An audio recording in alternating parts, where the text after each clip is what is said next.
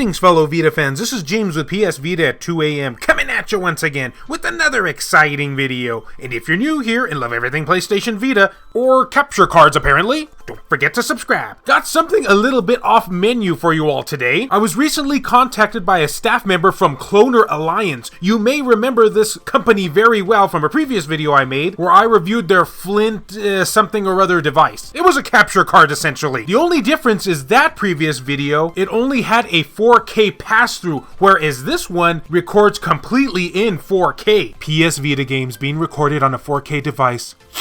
Is there anything any more beautiful? And even best of all, this is a PC-free device capture card. So that's one of the main reasons why I wanted to test it out for you all here today. While I don't really technically have a problem with capture cards having to use a PC, I prefer the whole PC-free method. Believe me, I spend enough time on a PC every day as it is. I don't need to spend any more time than I already do. I'm going to be giving you the lowdown about this device. And we're going to be testing this out with some Vita games. This is the ClonerAlliance UHD Lite. It features a standalone 4K 30 frames per second recording, 2.65 to 2.64 hertz encoding. I seriously didn't mean for that to rhyme. Ultra low latency with the ability to do live commentary, because while this is a PC free device, you can still hook it up to your PC if you really want to. But why would you want to? You know, through the whole HDMI cord thing. Oh ho ho, ClonerAlliance UHD Lite is a genuine 4K standalone video recorder for you to record videos from disc players, set-top boxes, streaming media players, DSLRs. Is it really proper to say it plural like that?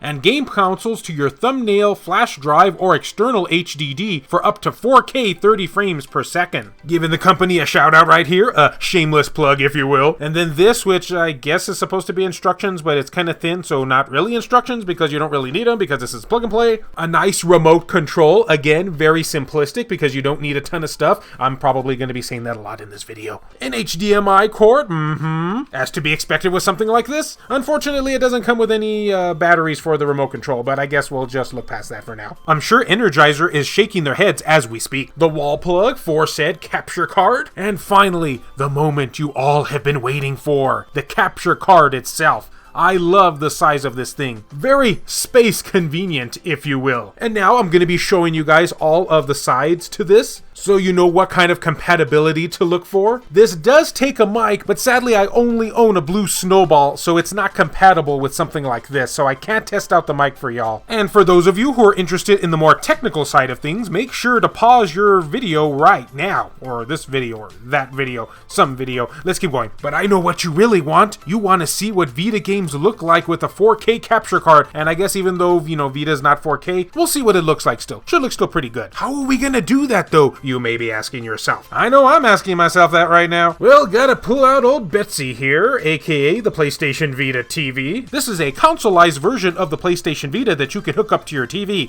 I needs the HDMI port in order to capture footage. So, yeah, that's what I'm going to be doing. This is the main menu. As you can see, I am recording all of this completely straight from my TV. And here are the options. Pretty much everything you need in a nutshell. Simple, basic, perfect. Note to self, use a tripod next time. And just before anybody asks, this device still needs a splitter to record PlayStation Vita footage off of your PlayStation Vita TV. Unlike the other device, which was able to bypass it, this one can't. So, yeah, if you have a PlayStation Vita TV, you want to record footage, you're still gonna need a splitter, unfortunately. Okay, and now for the other moment you all have most likely probably have been waiting for. This is what the Vita footage looks like on a 4K device. I decided to choose a game that had a lot of colors to it, that being Ragnarok Odyssey Ace, and it's been so long since I played this game that I was very, very confused as to where even to go next. But that's not the point of this video, you just want to see what the footage looked like. And it looks pretty swell. The colors really shine through, and keep in mind that this footage has gone through my editing software, so the picture you're seeing now will look even better with the way this device records things. Oh, and slugs be darned. I don't even know if these things are slugs. But anyway, I'll let you enjoy some footage for a few seconds.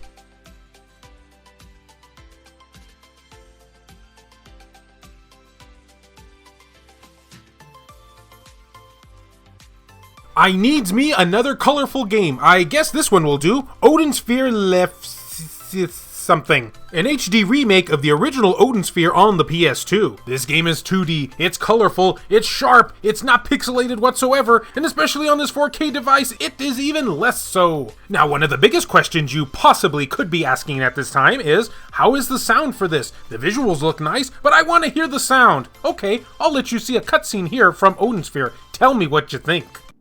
Do you understand how much we have sacrificed here?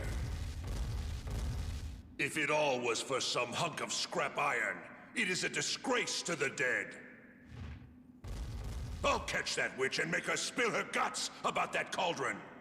If she plays dumb, her head will fly. Pretty crisp and detailed, is it not? The next game we're going to be checking out is Oddworld Stranger's Wrath, a game that's, well, okay, it's not so quite with the colorfulness. There's a lot of grays and browns, but, well, we gotta test it out and bring variety to this video. And I should mention at this point that I received no lag whatsoever when playing my games through this capture card, nor, unlike the last capture card I talked about from them, there was no loose disconnection from the HDMI ports whatsoever. Everything had a solid connection. Really pleased with this capture card so far. And if you ever want to look back at the footage that you have played, you can do so on your TV screen through the main menu, as I am demonstrating right here through Oddworld Stranger's Wrath. And again, there is no lag whatsoever even when you're replaying footage while it's connected to your Vita TV. And like with the others, I'll leave you with a few seconds of its awesomeness.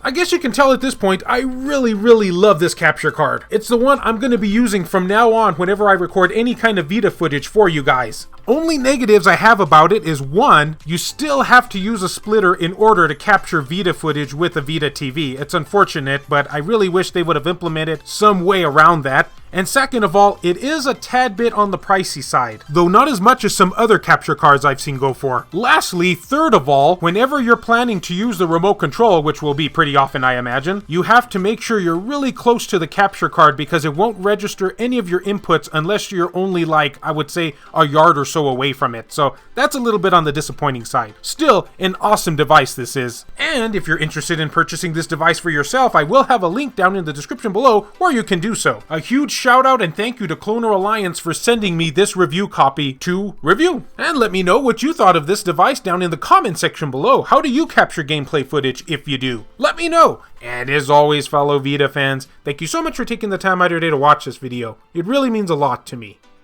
Love you all, and I'll see you next time.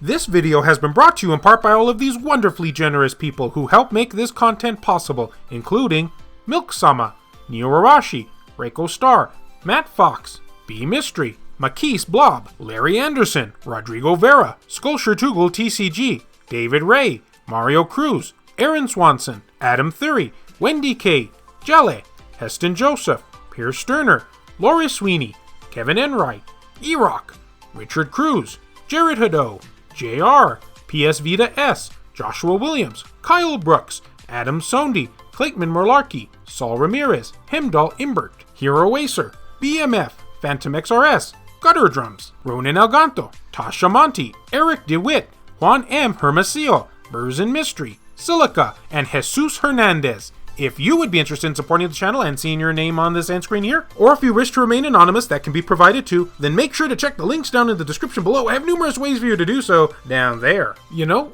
come to think of it, I wonder what the DOA characters look like on this device. It's questions like these that keep me up nightly.